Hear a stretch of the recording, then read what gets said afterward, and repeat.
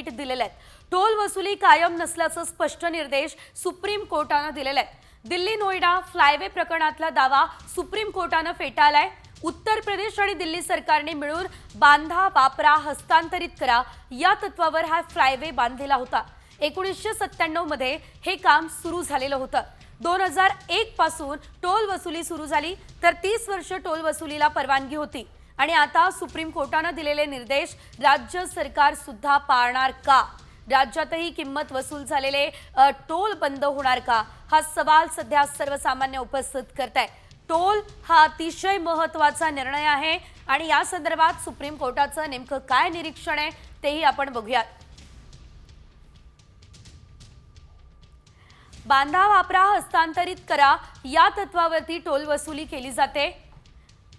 BOT तत्वानुसार बांधलेल्या रस्त्यावर कायमस्वरूपी टोल वसुली नाही आहे।